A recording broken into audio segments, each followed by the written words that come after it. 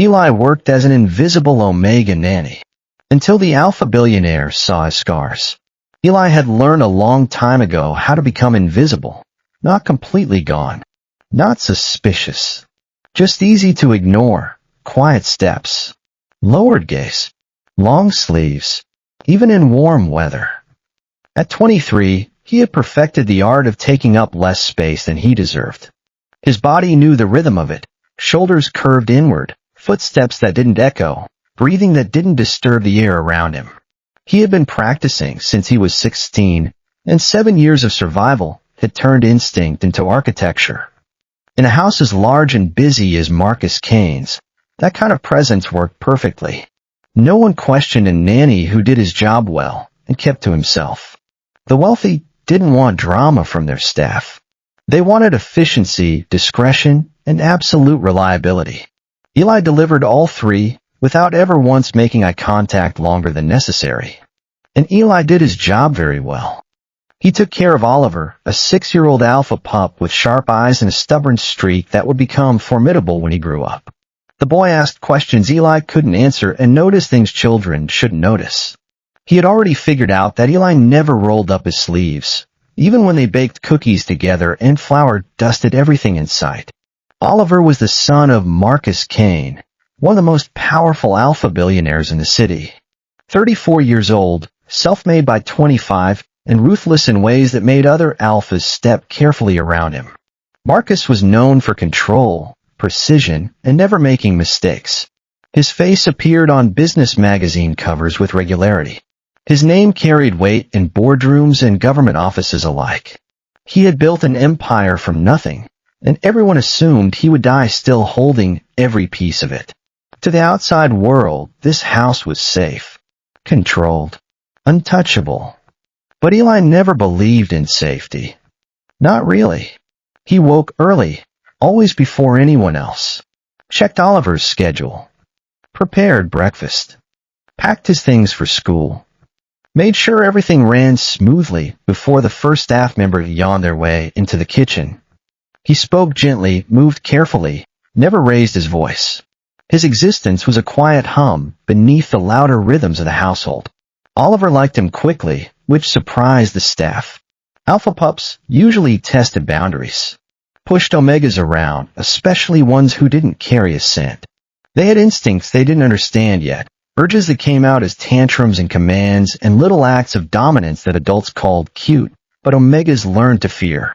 But Oliver didn't. He stayed close to Eli, watched him with curiosity instead of dominance.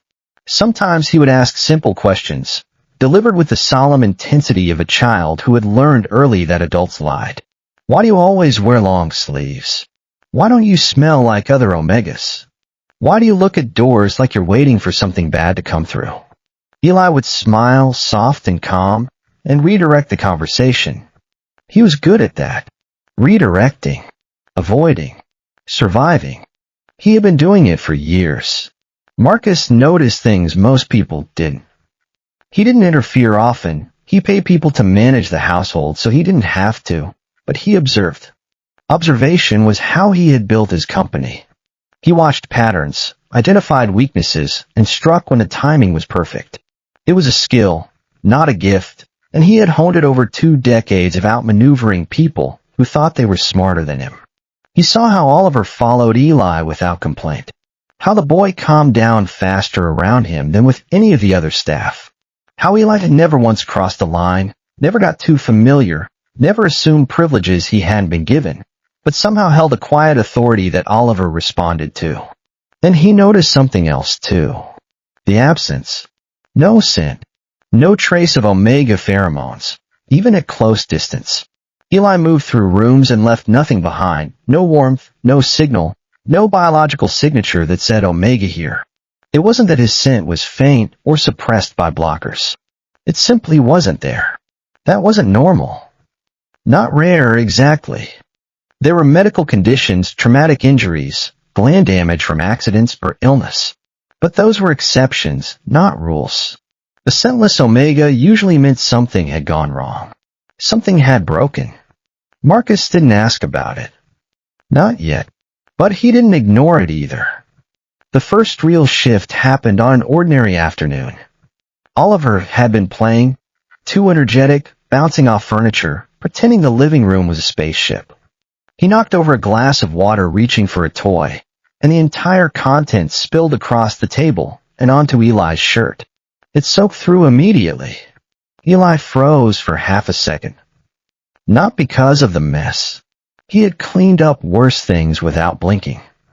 But because wet fabric clung, and what it clung to was not smooth. The scars on his arms pressed against the cotton like secrets trying to escape. He could feel the outline of them. Raised tissue, uneven texture, stories written in damage. He reacted quickly. "It's fine," he told Oliver, voice steady despite the way his heart had started hammering. "I'll change and be right back." He moved fast toward the guest room nearby. One of the few places he could change without going all the way back to his quarters in the staff wing. The door was unlocked. He hadn't thought to lock it, because no one ever came to this part of the house in the middle of the afternoon. He didn't lock it. He should have locked it. Eli pulled his shirt over his head, turning his back to the door out of habit. The mirror on the far wall showed him what he already knew. A map of damage across his shoulder blades, his spine, his ribs. Long thin scars from something sharp. Circular marks, darker and deeper, from something hot. Burned scars, some old, some newer but poorly healed, like whoever had inflicted them hadn't bothered with aftercare. Faint bruising along his left side. Yellowing, fading, but still visible. The kind that didn't come from a single incident. And lower, near his right shoulder blade, a mark that made even him flinch to look at. A clear imprint. Repeated, layered, deliberate. Someone had tried to control an Omega's gland area. Over and over again. Had pressed devices there, injected chemicals there, bitten there in ways that were never meant to heal cleanly. Had tried to force a bond that Eli's body had fought with everything it had. The door opened. Marcus walked in without knocking. Not unusual in his own house. He was looking for a file, something he thought had been left there earlier. His assistant had mentioned it in passing, and Marcus had simply turned left instead of right, pushed open the door, and stepped inside. He stopped the moment he crossed the threshold. Eli had his back turned. Shirt halfway off. The wet fabric bunched around his elbows, exposing everything from his waist to his shoulders. For a second, neither of them moved. Then the silence shifted. Not awkward. Not confused. Something heavier.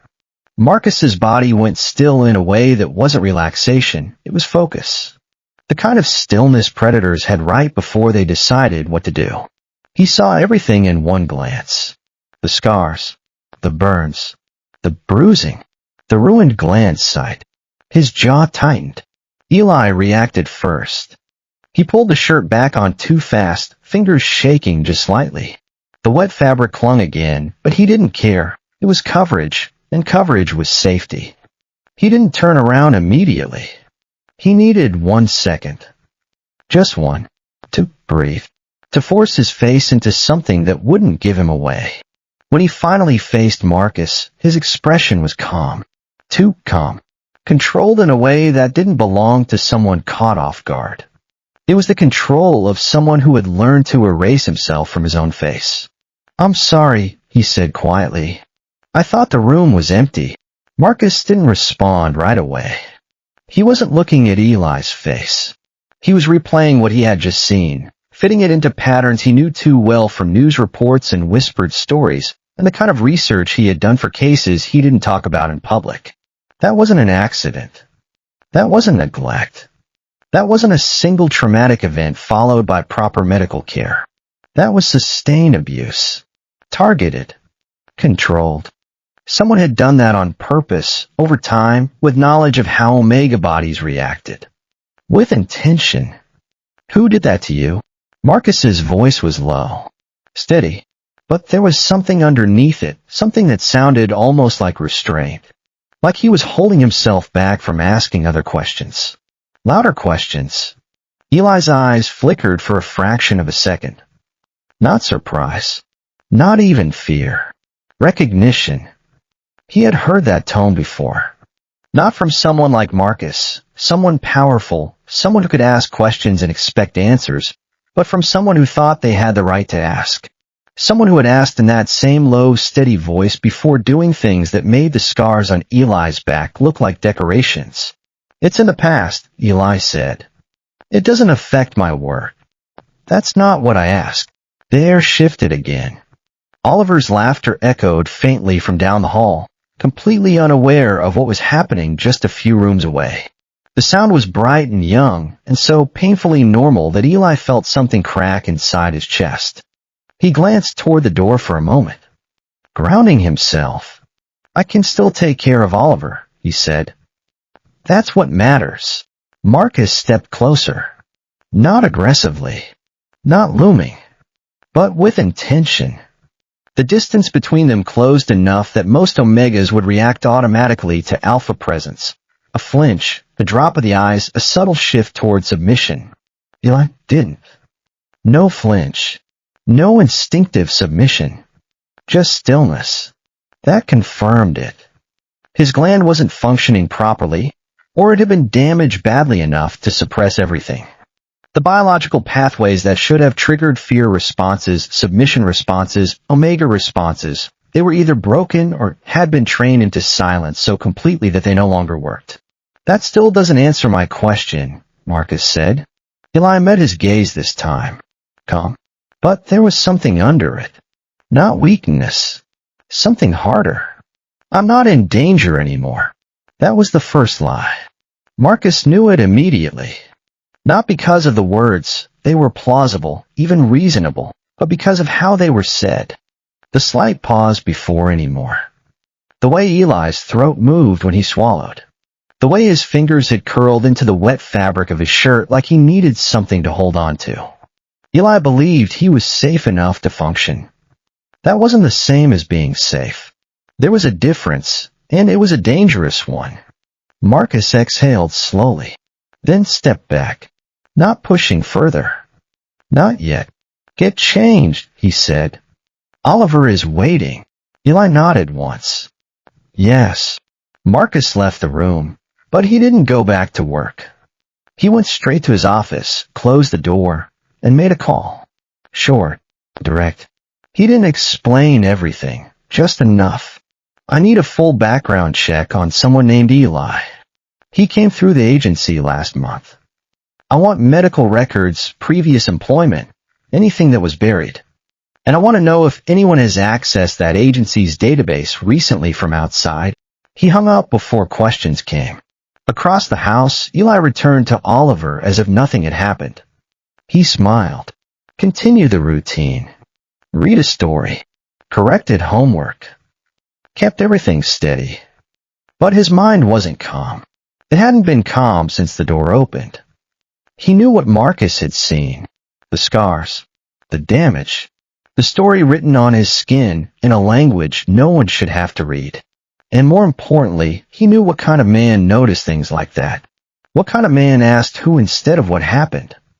That night, after Oliver was asleep, Eli stood alone in his room staring at his reflection. He rolled up his sleeve slowly, exposing the faint marks that didn't fully fade even after years of healing. His hand hovered near his collar, near the place where an Omega's gland should react, should produce something. Anything. Nothing. Just silence. "I'm safe now," he whispered to himself. Barely audible. He didn't believe it. Somewhere else in the city, a different man looked at a screen filled with stolen data. A list of names. Employment records. Background checks that were supposed to be confidential. One of them was highlighted. Eli. Not his real name. Not the name this man had given him. But the face matched. The height, the build, the way the photo showed someone trying to look smaller than they were. Adrian Voss smiled slightly. Found you. And in Marcus Kane's house, without anyone saying it out loud, something had already begun to change. The next morning looked normal on the surface. Oliver woke up early, asked for the same breakfast he always asked for, pancakes, but only the small ones, cut into triangles, complained about his schedule with the theatrical despair of a 6-year-old who had been asked to do something mildly inconvenient and stayed close to Eli like always. Eli moved through the routine without missing a step. Calm, steady, reliable. If anyone had walked in, they would have seen exactly what they expected. A quiet Omega nanny doing his job well. Making breakfast. Packing a backpack. Tying small shoes with practiced efficiency. But Marcus wasn't looking at the surface anymore. He watched patterns. And now that he had seen the scars, everything about Eli felt different. Not suspicious. Not wrong. Just incomplete. Like a story with a missing middle. Like a book where someone had torn out the chapters between the beginning and the end. He didn't bring it up again that morning. Didn't question Eli in front of Oliver. Didn't push. Didn't show anything on his face. But the moment he stepped into his office, the call he had made the night before came back with results. The man on the other end was Derek, his head of security. Someone who had worked with him for years and knew how to find information others tried to bury. Derek didn't waste time on pleasantries. The agency he came from was compromised, Derek said. About 3 weeks ago. Someone accessed internal records. Not random, targeted searches. Your household was flagged. Marcus's expression didn't change. And Eli, Derek paused for half a second, then continued. No clean history. That's not unusual for Omegas trying to start over. New name, new city, new job. But this one is different. There are gaps. Big ones. Before 6 months ago, he doesn't exist under that name. But you found something else. Original identity likely changed. Cross-matching medical records, injury patterns, and shelter reports. I found a probable match. Name before was different, something he's not using anymore. But the records tie him to an alpha named Adrian Voss. The name meant nothing to Marcus. Not yet. Derek clarified immediately. Adrian Voss. Private investor. Quiet reputation publicly. But flagged multiple times in underground reports. Pattern of Omega ownership. Control behavior. Possible illegal bonding attempts. Nothing proven in court. Everything buried. Marcus's fingers tapped once against his desk. What kind of control? Derek didn't soften it. Physical abuse. Pheromone suppression. Isolation. Reconditioning. The kind that breaks Omega response systems. If Eli is who I think he is, he didn't just leave. He escaped. The word stayed in the room longer than the sentence. Escape. That explained the scars. The lack of scent. The way Eli didn't react to alpha presence at all. His gland hadn't just been damaged, it had been targeted repeatedly.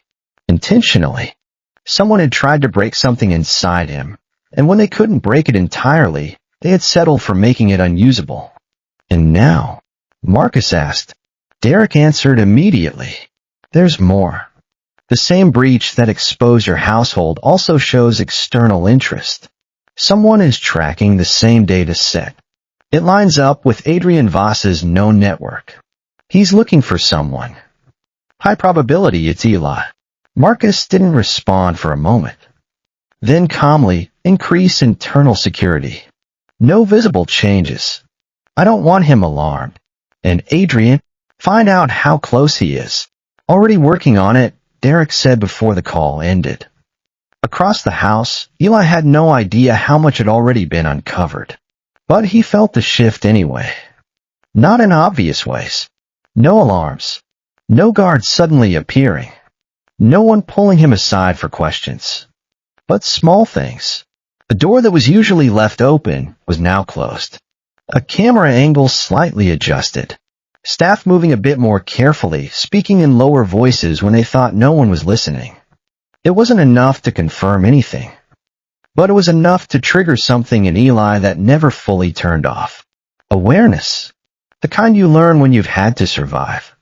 When you've spent years listening for footsteps, reading the moods of the people around you, noticing when the atmosphere changed before anyone said a word.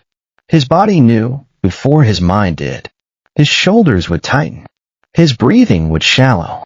He would start cataloging exits without meaning to.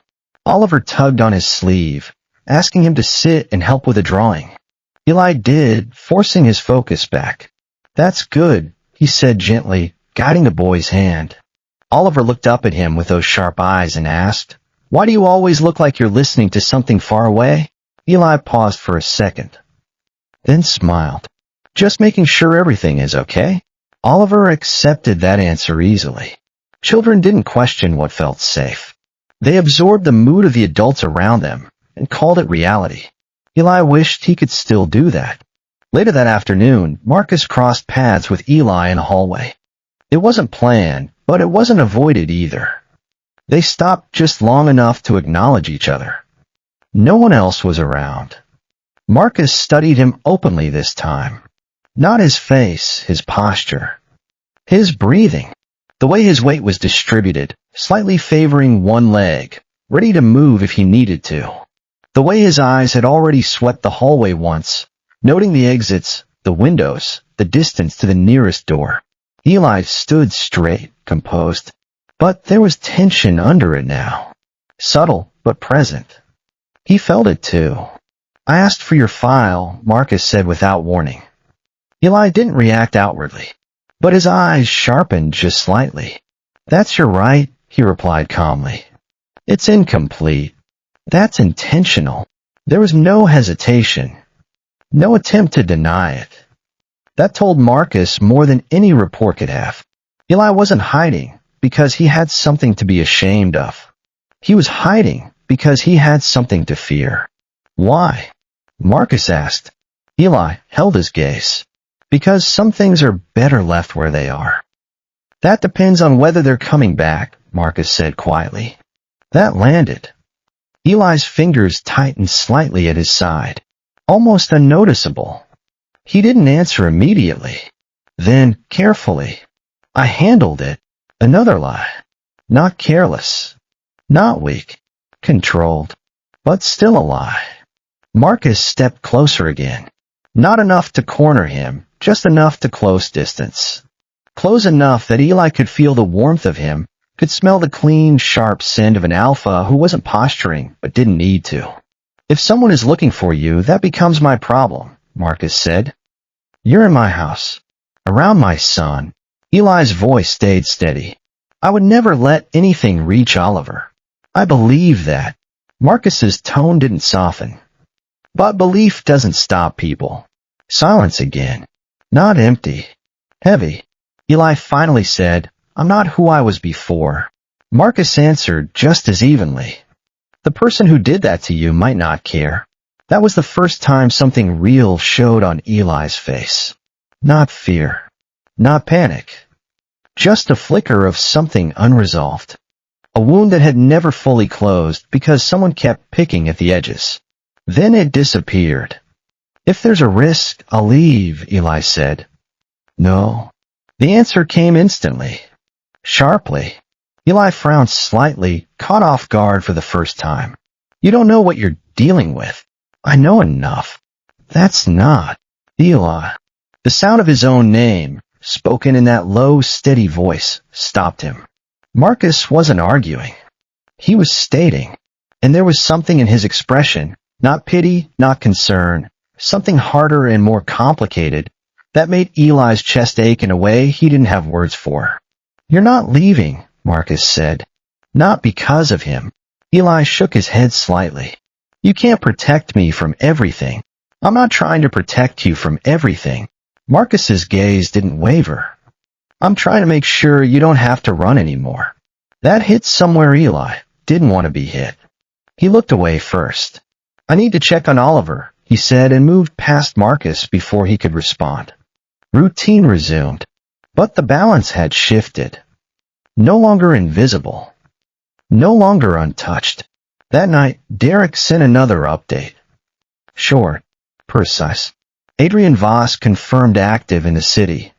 Financial movement tied to a rival firm targeting your company. This isn't random. They're connected.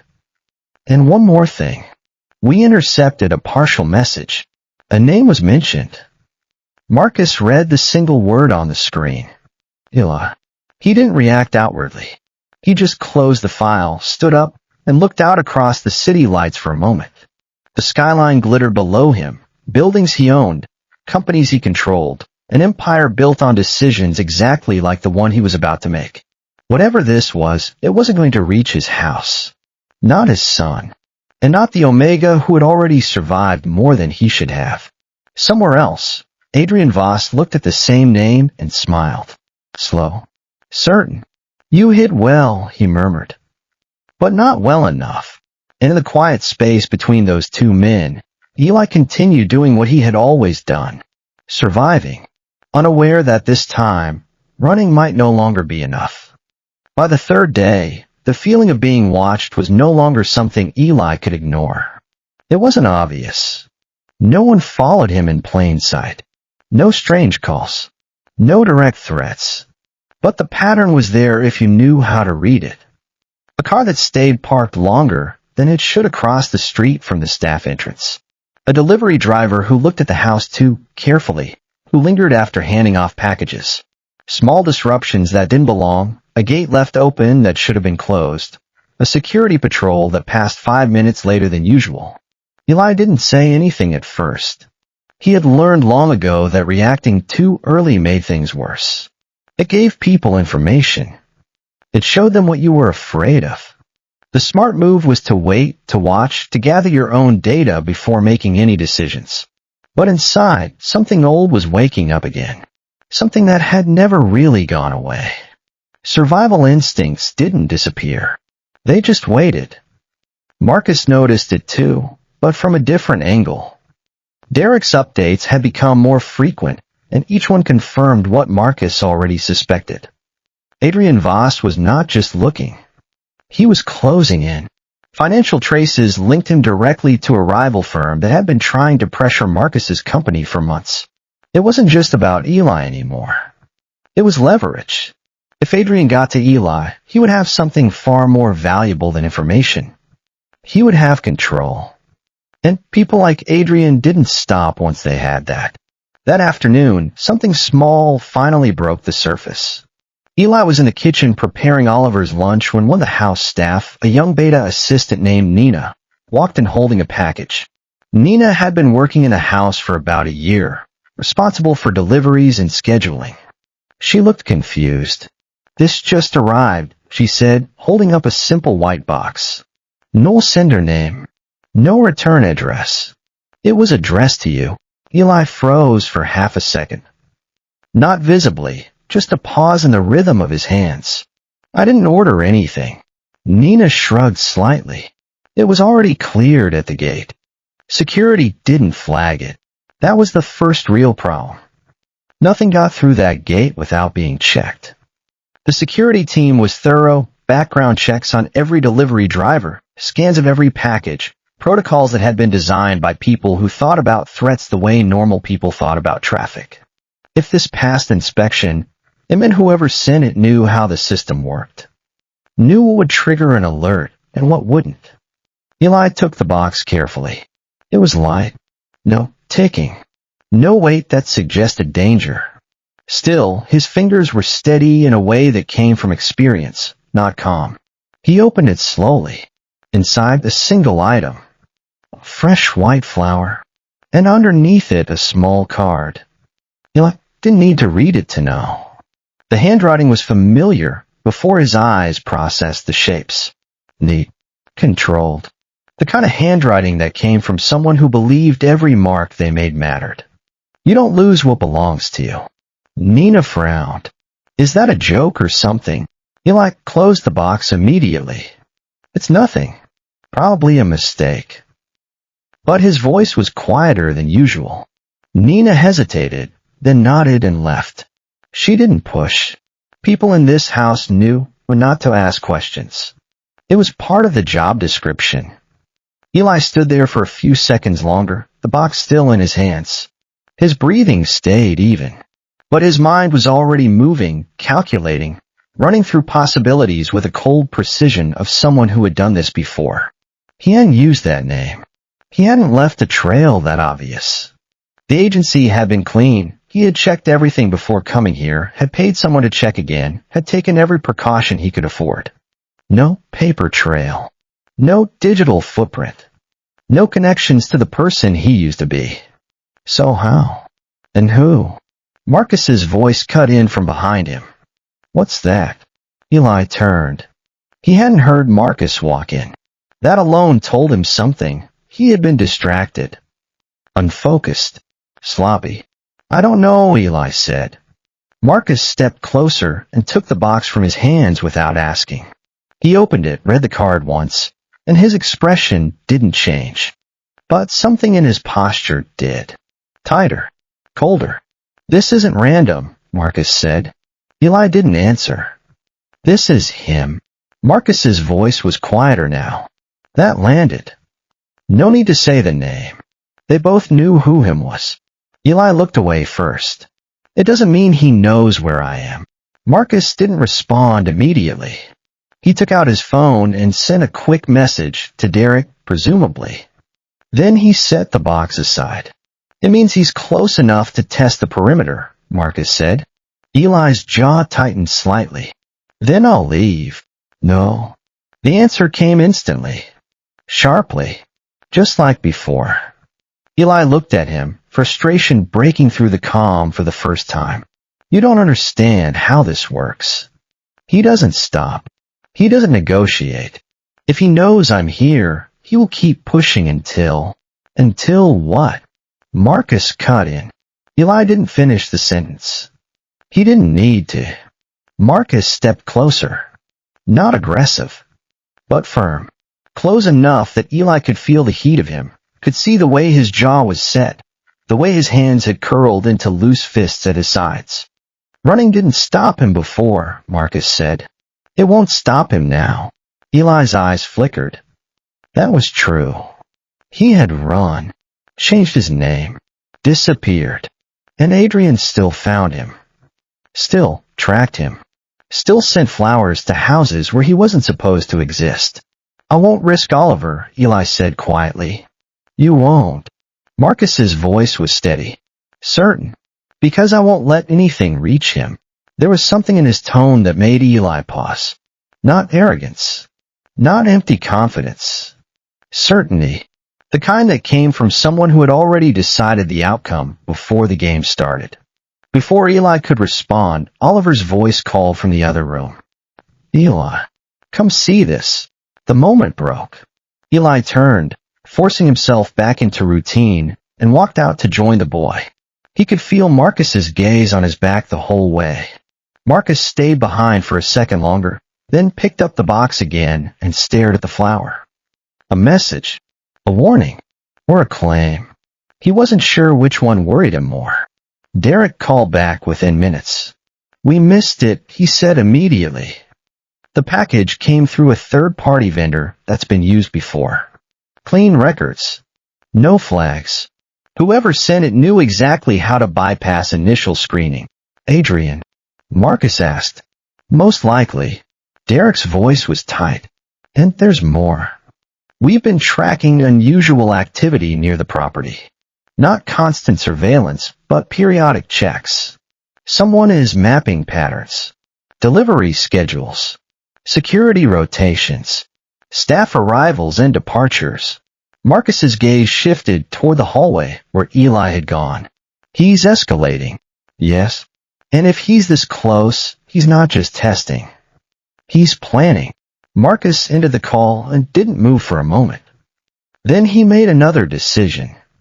That evening, he called Eli into his office. No pretense this time. No routine to hide behind. Just the two of them, the door closed, the weight of everything unsaid pressing against the walls. Eli stood across from him, posture straight, expression controlled again. But there was no point pretending nothing was happening anymore. He knows, Marcus said. Eli didn't argue. I'm relocating you and Oliver temporarily, Marcus continued. Private property. No external access. Controlled staff only. Eli shook his head immediately. That's too much attention. If he's watching, moving like that confirms everything. Staying confirms it too, Marcus said. Silence. Eli exhaled slowly. You don't understand him. Then explain. Eli hesitated. Not because he didn't want to, but because saying it out loud made it real again. Made it something that existed outside his own head, where other people could see it and judge it and use it against him. He doesn't see Omegas as people, Eli said finally. He sees them as things to shape, to break and rebuild. If he thinks I'm still his, he won't stop. Not for money. Not for risk. Marcus listened without interrupting. He tried to force a bond, Eli added quietly. More than once. That explained the gland damage. The control marks. Everything. And he failed, Marcus said. Eli met his eyes. I escaped. That word again. It carried more weight than any other. Marcus nodded once. Then you don't go back. Eli almost smiled at that, but it didn't quite reach his eyes. That's not always a choice. It is now. Another silence. Longer this time. Eli could feel something shifting between them, not just the conversation, but the shape of their relationship. The roles they had been playing. The walls Eli had built. Finally, Eli said, if we move, we do it quietly. No visible security changes. No obvious routes. And Oliver doesn't know anything is wrong. Agreed, Marcus said. That was the first time they were fully aligned. Later that night, while the house slept, Derek's team began preparing the relocation. Unmarked vehicles. Rotating routes. Minimal staff involvement. Everything designed to disappear without looking like it had. Marcus had built contingency plans for situations like this, not specifically for Hunted Omega, but for threats in general. He believed in being prepared. Eli packed a single bag. Not much. He had learned not to accumulate things.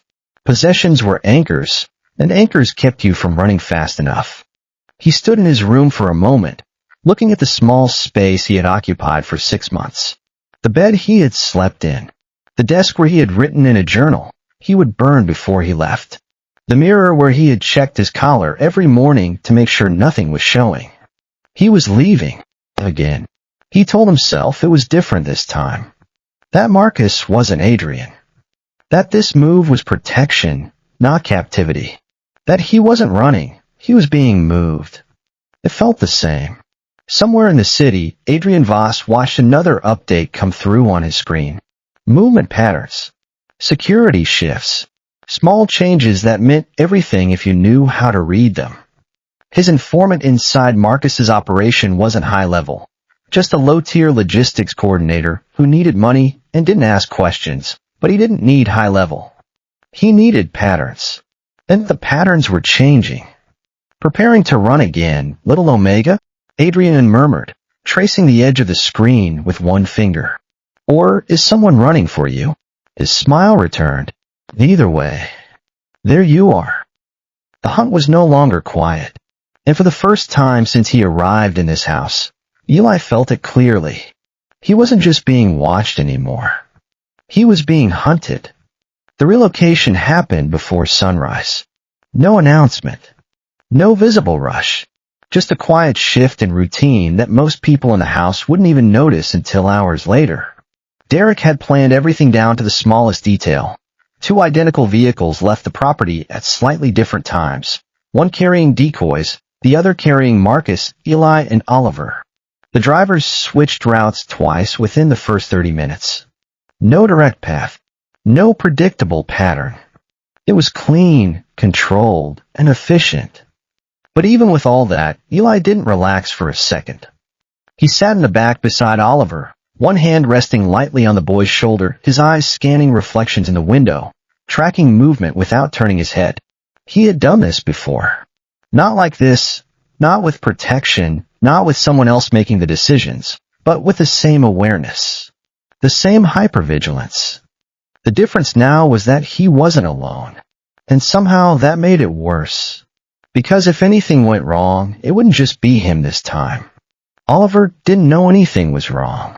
He thought they were going on a short trip, a mini vacation Marcus had called it, with a straight face that impressed Eli more than it should have.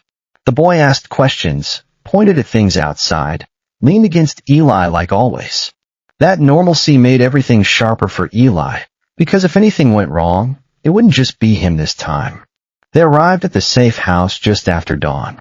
It was a private coastal property owned by Marcus through a shell company that didn't have his name on any paperwork.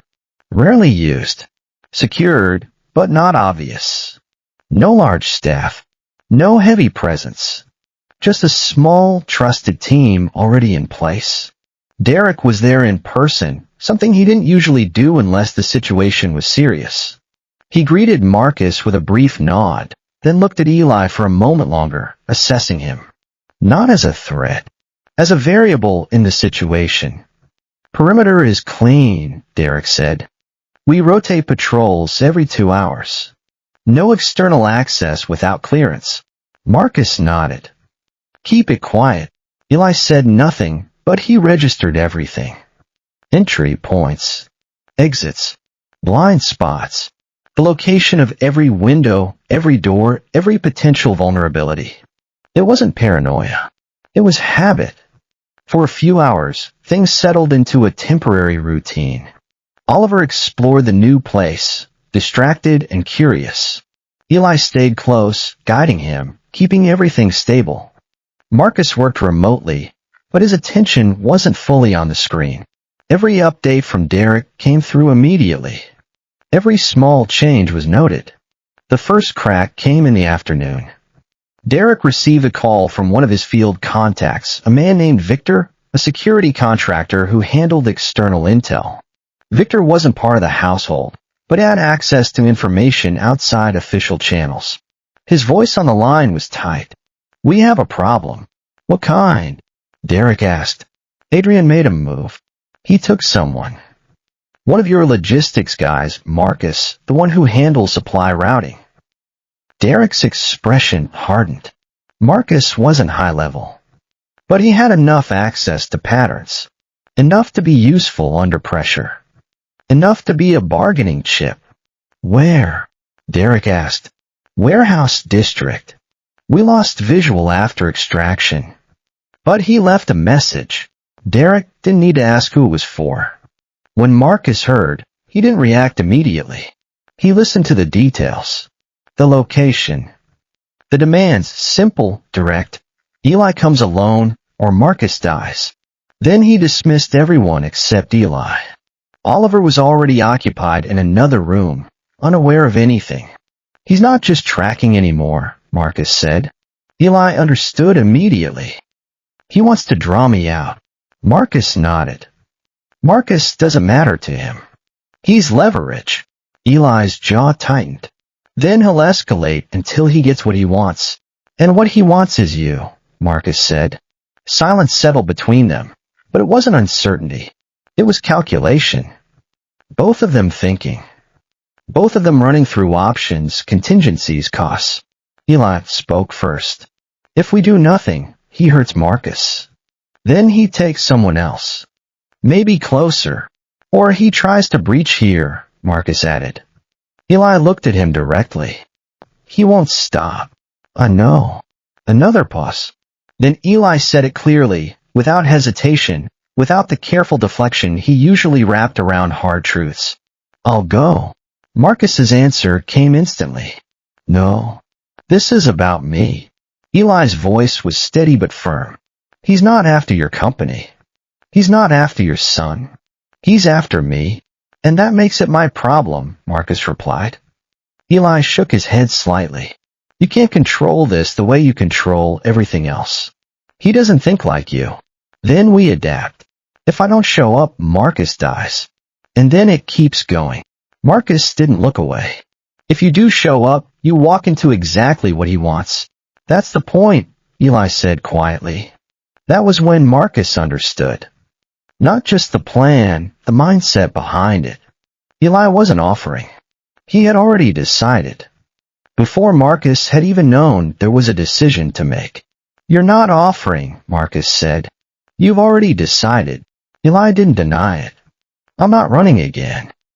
That hit harder than anything else he had said so far. Because Marcus could hear what was underneath it. Not courage, exactly. Not desperation. Something more complicated. A refusal to let fear make his choices for him anymore. Marcus exhaled slowly, then turned slightly, thinking. Not rejecting the idea. Adjusting it. If you go, he said finally, you don't go alone. Eli didn't respond immediately. This becomes controlled, Marcus continued. We set the location. We set the timing. We monitor everything. And if he doesn't agree, he will. Marcus's voice was cold now, not with anger, with certainty. Because he thinks he's in control. That was the key. The message came an hour later. Not directly to Eli. To Derek, through the same intercepted channels. Coordinates. Time. Simple instructions. Come along.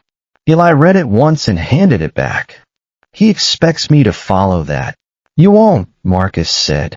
Preparation moved fast after that. Derek coordinated. Teams set up positions around the meeting point. Mapped out sight lines, exit routes, contingencies.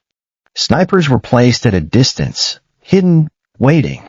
Communication lines were secured. Eli changed into neutral clothing. Nothing that stood out. Nothing that could be used against him. His hands were steady. Too steady. Before they left, Marcus stopped him. This is where you listen to me, Marcus said quietly. He wasn't asking. You don't react to anything he says. You don't move unless I tell you. And if something goes wrong, you get out. That's the priority. Eli met his gaze. And Marcus, we get him out too. Marcus's voice didn't soften. But not at the cost of you. Eli didn't argue. Not this time. The meeting point was an abandoned structure on the edge of the industrial zone. Open enough for visibility. Isolated enough for control. The kind of place someone like Adrian would choose, not because it was strategic, but because it made him feel powerful. Empty space. Echoing footsteps. Nowhere to hide. Eli walked in first, exactly as instructed. Alone. From Adrian's perspective. Adrian Voss was already there. He hadn't changed. Same calm posture. Same controlled expression. Like nothing had ever happened. Like time hadn't passed at all. He stood in the center of the room, hands clasped behind his back, waiting with the patience of someone who had never doubted the outcome. I knew you'd come, Adrian said, almost pleased. Eli stopped a few feet away. Didn't answer. Adrian's eyes moved over him slowly, assessing, taking in the changes, the differences, the ways Eli had rearranged himself into someone else. You look different, Adrian said, but still mine. Eli's hands stayed at his sides. I'm not anything of yours. Adrian smiled slightly. We'll fix that. Behind the scenes, everything was in place. Derek's voice came through Marcus's earpiece. Target confirmed. Hostages inside, restrained. We have visual. Marcus's focus didn't leave Eli. Adrian took a step closer. Lifted something from his pocket, a small device. Pheromone suppressor. Eli recognized it instantly. The shape of it. The way it fit in Adrian's palm like an extension of his hand. Let's not make this difficult, Adrian said. And in that moment, everything tightened. Because this wasn't just a meeting anymore. It was about to become a fight. Everything happened fast, but not chaotic. It followed a pattern, just not the one Adrian expected. The moment he activated the small device in his hand, the sharp chemical signal released into the air. It wasn't a scent in the normal sense. It was designed to suppress omega response and amplify alpha dominance, to force submission through biology, through pathways that couldn't be reasoned with or argued away. Eli felt it immediately. His chest tightened. His breathing shifted. And for a split second, his body reacted the way it had been trained to react. Freeze, lower, submit. The old programming. The one Adrian had spent years installing. But it didn't complete. It stopped halfway, like something inside him refused to follow through. Like some part of his biology had been damaged beyond even the suppressor's ability to control. That hesitation was enough to change everything. Adrian noticed it too. His smile faltered, just slightly. Still resisting, he said, voice calm but edged now. You were always stubborn. He stepped closer, raising his hand toward Eli's collar, aiming directly for the gland area, like he had done before. Like this was routine. Like Eli was still the same Omega he had left behind. Eli didn't step back. He didn't drop his gaze. But his body wasn't calm. His heart was racing, muscles tight, every instinct pulling in different directions. The suppressor was working, but not completely. Something was interfering. Something he couldn't name. From a distance, Marcus saw everything through the scope line Derek's team had set. His jaw tightened as Adrian closed in. Hold, Derek's voice came through the comms. We need clear separation from the hostage. Marcus is inside the structure, tied, barely conscious. Positioned just behind Adrian. One wrong shot and everything collapses. Not yet, Marcus said quietly, eyes fixed on Eli. Back on the ground, Adrian's fingers brushed against Eli's collar. That contact should have triggered immediate submission. It should have dropped Eli to his knees, should have opened every biological pathway Adrian had spent years training. Instead, Eli's hand came up. Not striking, not aggressive, but stopping Adrian's wrist mid-motion. A small movement, but it broke the pattern Adrian relied on. That doesn't work anymore, Eli said. Voice low, but steady. For the first time, Adrian's expression changed fully. Not anger, not yet. Something colder. Something that looked almost like disappointment. Everything works, he replied. You just forgot. He increased the suppressor output slightly. The pressure in the air shifted again. Eli's knees almost gave out this time. His body wanted to drop, to obey, to shut down. The old pathways were lighting up, screaming at him to submit, to survive, to do what he had always done to make the pain stop. And then something else cut through it. Not force, not dominance. Something steadier. Marcus, even at a distance, even without direct contact. Eli felt it, not a scent flooding the space, not something overpowering. Just a presence. A weight in his peripheral awareness that he had started to recognize without meaning to. Controlled. Restrained. But there. It grounded him. The reaction didn't disappear. But it didn't take over either. His breathing steadied enough for him to stay upright. Adrian saw it. He followed the shift, not physically, but instinctively. His eyes narrowed. There's another alpha, he said, slowly scanning the area without turning his head. You bonded. Not a question. Disbelief in his tone, but also interest. Something hungry. No, Eli said. Not fully, but that was enough. Adrian's focus sharpened. That's why you didn't break, he said. You replaced one with another. No. Eli's voice was quiet, but firm. I chose something different. That word, chose, didn't fit Adrian's world. His grip tightened slightly, and for the first time, aggression edged into his movements. You don't choose, he said. You respond. That's how you're built. Eli didn't argue. He just stood there, resisting in a way that wasn't loud, wasn't dramatic, but was absolute. Now, Marcus said quietly into the calm. Everything moved at once. The shot came from the left side, not aimed at Adrian, but at the device in his hand. The suppressor shattered, chemical output cutting off instantly. At the same moment, Derek's team moved in from the perimeter, fast and precise, closing the distance. Adrian reacted immediately. He grabbed Eli, pulling him sharply back, using him as a shield. A weapon appeared in his other hand, not pointed at Eli, but angled outward toward the incoming team. Stop, he said, voice cold again. Controlled. Or he gets hurt. The movement was too close. Too fast.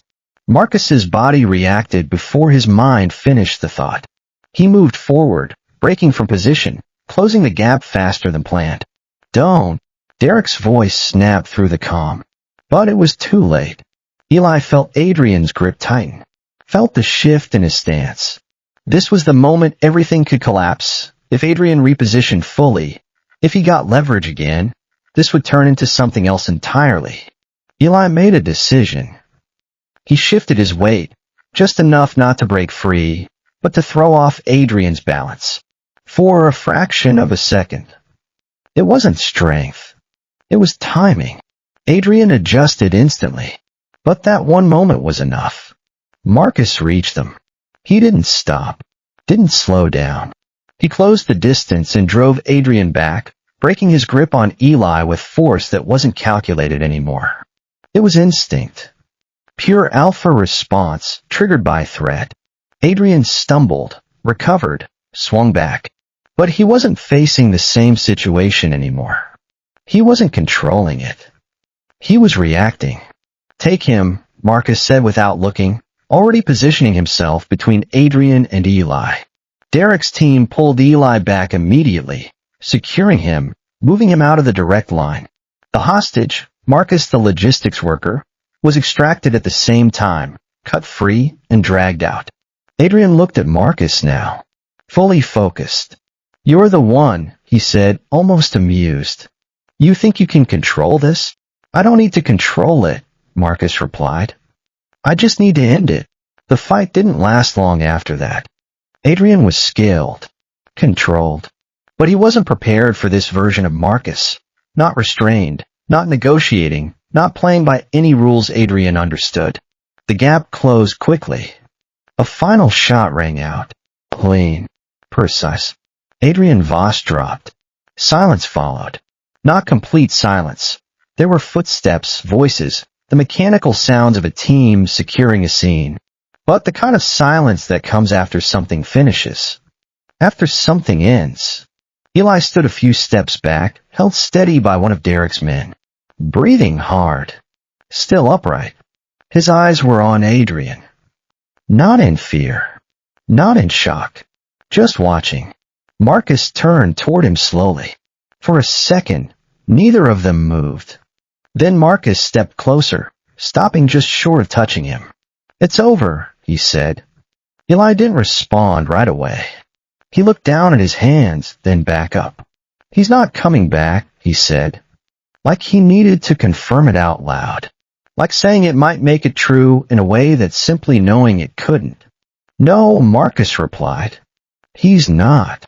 That was when Eli's shoulders dropped slightly. The tension releasing, just enough to show what had been held in place for too long. He didn't collapse. He didn't cry. He just stood there, breathing, alive, and for the first time in a long time, not running. Behind him, Derek's team secured the area, cleared the scene, handled everything that came after. The operation was clean. But none of that mattered as much as the one thing that had changed. Eli wasn't a target anymore. And whatever came next, it wouldn't be about surviving. It would be about something else entirely. The days after Adrian's death didn't feel like victory. They felt quiet. Not empty. Not cold. Just different. The kind of quiet that comes when something that has been chasing you for too long suddenly stops. When the noise in your head, the constant calculation of threat and escape and who might be watching, finally has nowhere to go. Eli didn't know what to do with it at first. His body still reacted like the threat was there.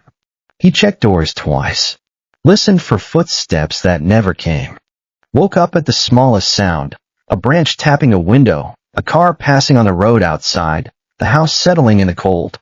But nothing followed. No messages. No signs. No flowers on doorsteps or shadows in parking lots. Adrian was gone, and this time it stayed that way. They returned to Marcus's main residence 3 days later. The transition was smooth, controlled, just like everything else Marcus handled. Staff resumed their routines. Security stayed tight but less visible. And life continued.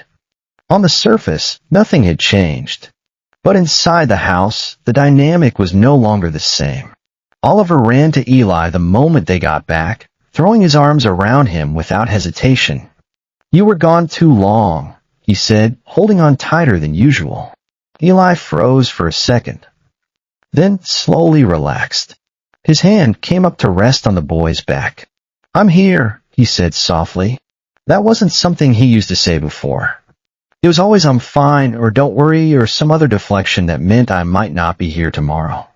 But this time, the words felt different. Heavier. More permanent. Oliver didn't question it. He just nodded and stayed close. Marcus watched that from a distance. Not interfering. Not stepping in.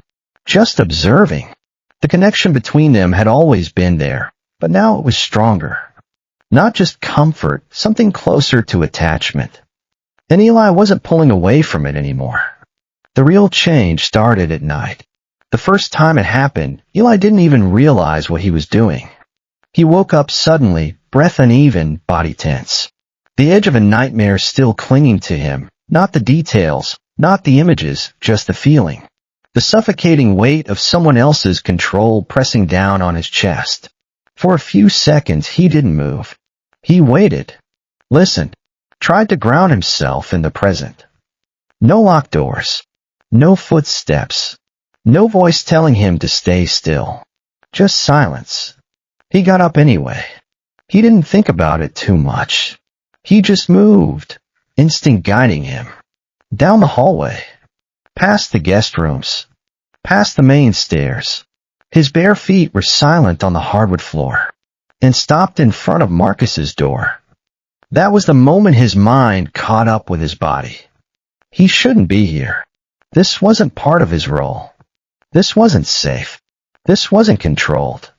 He was staff. He was a nanny. He had no right to stand outside his employer's bedroom in the middle of the night, wearing nothing but an old t-shirt and the scars Adrian had given him. He almost turned back, but the feeling didn't go away. It wasn't fear this time.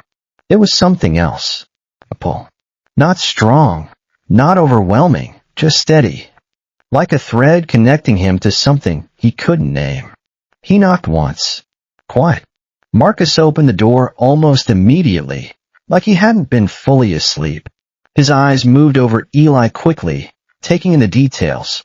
The rumpled hair, the bare feet, the way his hands were curled into loose fists at his sides. No visible injury. No immediate threat. But something was off. What happened? Marcus asked. Eli hesitated. Nothing, he said. Then, after a second, I just couldn't sleep. That wasn't the full truth. But it wasn't a lie either. Marcus stepped back slightly. Come in. Eli didn't move right away. Then he did. The room was quiet. Simple. Controlled, like everything else Marcus owned. Dark wood furniture. A bed that was too large for one person. A window that faced the city, lights glittering in the distance. Eli stayed near the door at first, not crossing too far into the space. His body was still tense, even if he didn't fully understand why. Sit, Marcus said. Not an order. Just a suggestion. Eli sat on the edge of the chair by the window. Hands resting loosely. Posture straight. For a moment, neither of them spoke. Then Eli said it quietly, like he wasn't sure he should. It's still there sometimes. Marcus didn't ask what it meant. The memory, Eli added. It doesn't stay gone just because he is. Marcus nodded once. That doesn't change overnight. Eli let out a small breath. I know. Another pause. Then something shifted. Eli leaned back slightly, not fully relaxed, but less rigid than before. His shoulders dropped just enough to show the difference. And without thinking too much about it, he moved just a little closer. Not enough to touch. Just enough to close the space. Marcus noticed. He didn't move forward. Didn't reach out. Just stayed there. Steady. Controlled. Is this okay? Eli asked after a moment, his voice lower now.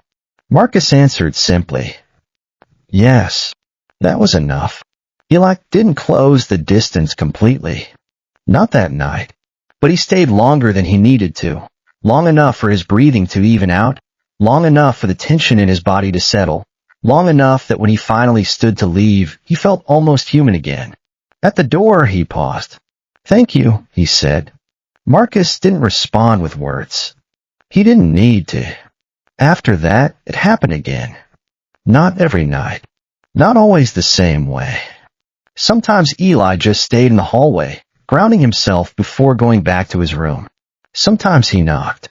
Sometimes Marcus found him already there, sitting quietly, not asking for anything, but not leaving either. Each time the distance closed a little more. One night, Eli didn't sit in the chair.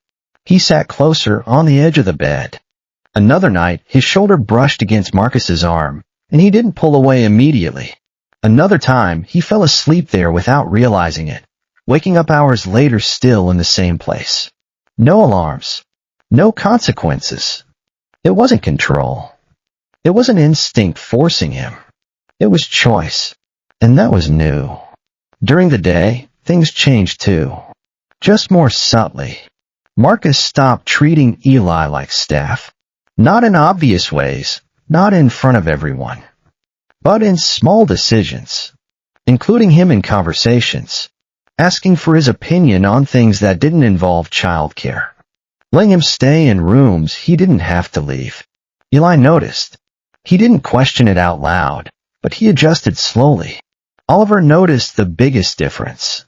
One afternoon, while Eli was helping him with a simple reading exercise, Oliver looked up and asked, "Are you staying?" Eli paused. "I work here," he said.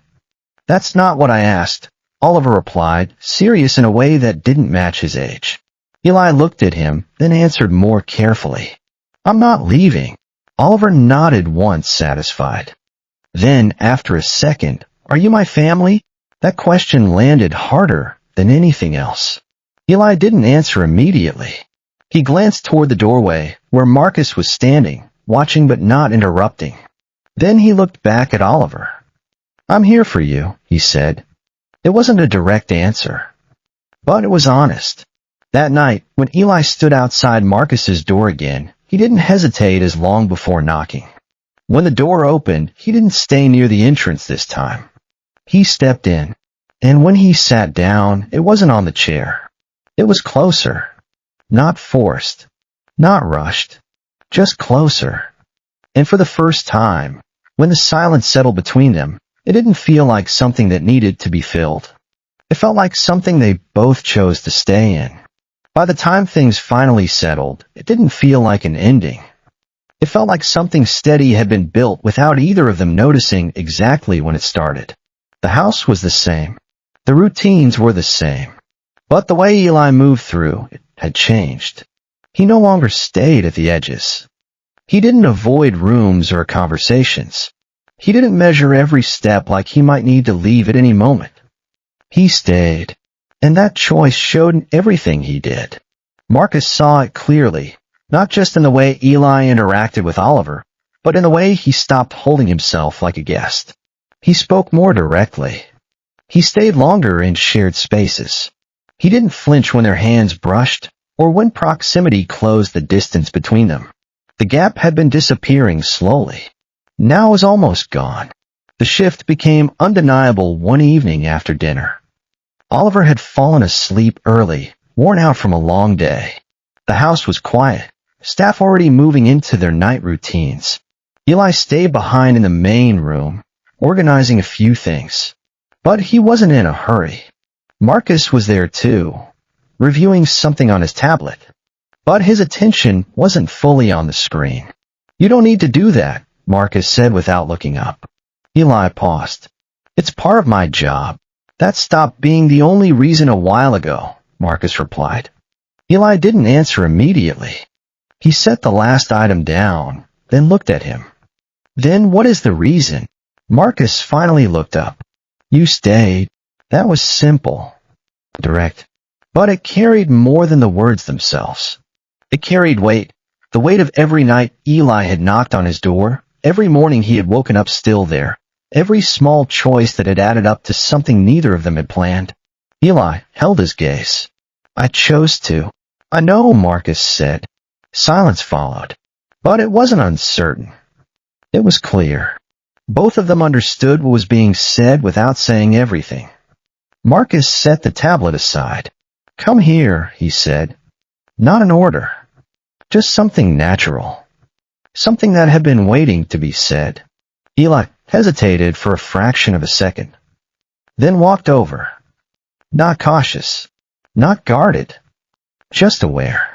When he stopped in front of Marcus, there was no distance left that mattered. Marcus didn't reach for him immediately. He gave Eli the space to decide. Eli closed it. The contact wasn't sudden. It was slow, deliberate. His hand rested lightly against Marcus's arm first, testing, grounding. There was no resistance, no control, just presence. That was enough. Marcus lifted his hand and touched Eli's face, not forcing anything, just steady. His thumb brushed along Eli's cheekbone, tracing the curve of it. Eli didn't pull back. His eyes stayed on Marcus's, clear, calm, not afraid. The kiss that followed wasn't rushed. It wasn't driven by instinct or pressure or any of the things Eli had learned to expect from touch. It was chosen. That was the difference. Eli leaned into it, not because he had to, because he wanted to. And for the first time, there was no hesitation underneath it, no voice in the back of his head asking what comes next, or how do I get out of this? Just the kiss. Just them. When they pulled back, the space between them stayed close. This is what you want? Marcus asked quietly. Yes, Eli answered. Just as steady. That was the moment everything shifted fully. The next few days didn't explode into something dramatic. There were no sudden declarations, no immediate changes in how the house operated. But the relationship between them was no longer unspoken. It was real, visible in the way they moved around each other, in the way they stood closer without thinking, in the way Eli didn't leave the room when conversation shifted into something more personal. Oliver noticed, of course. He was sitting with Eli one afternoon, drawing quietly, when he looked up and asked, "Why does Dad look at you like that?" Eli blinked, caught off guard. "Like what?" "Like you're important," Oliver said, completely serious. Eli didn't answer right away. He glanced toward the other side of the room, where Marcus was standing, already watching them. "I think I am," Eli said finally. Oliver nodded, accepting that immediately. Then he added, "So you're staying forever?" Eli smiled slightly. "I'm staying." That answer was enough. Later that evening, after Oliver had gone to bed, Marcus called Eli into his office again. This time, there was no tension, no urgency, just purpose. "I've already adjusted your position here," Marcus said. "You're not staff anymore. Not in any official sense." Eli listened without interrupting. "You have full access," Marcus continued. "Decisions, the house, everything." Eli tilted his head slightly. "That sounds like more than a job." "It is," Marcus said. Then he stood up and stepped closer. "I'm not going to assume anything," he added. "So I'll ask directly." Eli didn't move. "Stay with me," Marcus said. It wasn't complicated. Wasn't wrapped in anything else. Just clear. Eli's answer came without hesitation. "I already am." Marcus held his gaze for a second longer, then nodded once. "Then there's one more thing. This part was different." Eli felt it immediately. Marcus's hand lifted, but stopped just short of his collar, where an Omega's gland would respond, where Adrian had tried to force a bond, where the scars were thickest. He didn't touch. "Not yet." "I won't do this unless you want it," Marcus said. "And if you say no, nothing changes." Eli understood exactly what he meant. Bonding. Not forced. Not taken. Offered. For a moment, the past tried to surface. The memory of pressure, of control, of being turned into something that didn't belong to him. The weight of Adrian's hands. The pain of devices pressed against his skin. The feeling of his own body betraying him. But it didn't take over. It didn't define this moment. Because this wasn't that. Eli stepped closer. Slowly. Deliberately. He reached up and adjusted his collar himself, exposing the space that had once been used against him. The scars were visible in the low light. the damage, the history. "I choose this," he said. That was all the permission needed. Marcus didn't rush. He moved carefully, giving Eli time to pull back if he wanted to. But Eli didn't. He stayed exactly where he was. The bond wasn't about control. It wasn't about dominance. It was about trust. When it happened, it wasn't overwhelming. Wasn't forceful. It was steady, grounding, something that connected instead of taking. A warmth that spread through Eli's chest, filling spaces he hadn't even known were empty. He didn't tense, didn't freeze. He stayed, and when it was done, he exhaled slowly, like something inside him had finally settled into place.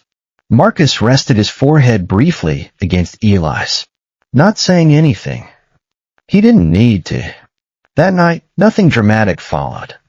No sudden shift in the world outside. No new threats. Just quiet. But it was a different kind of quiet now. Not the kind that comes from fear, the hypervigilant silence of someone waiting for the other shoe to drop. The kind that comes from finally being safe. From not having to listen for footsteps anymore. From being able to breathe without measuring each breath. Eli stayed in Marcus's room that night. Not because he was afraid. Not because he needed protection. Because he wanted to. And in the morning, when he woke up with Marcus's arm draped across his waist and sunlight filtering through the curtains, he didn't feel the usual rush of panic that came from being vulnerable while unconscious. He felt something else. Something he didn't have a name for yet. But it felt like home. For the first time, Eli didn't have to tell himself he was safe. He knew it. And just like that, what began as survival became something deeper. Trust, choice, and a love that was never forced, only given. Eli was no longer running, and Marcus no longer stood alone. Together, they built something steady, something real.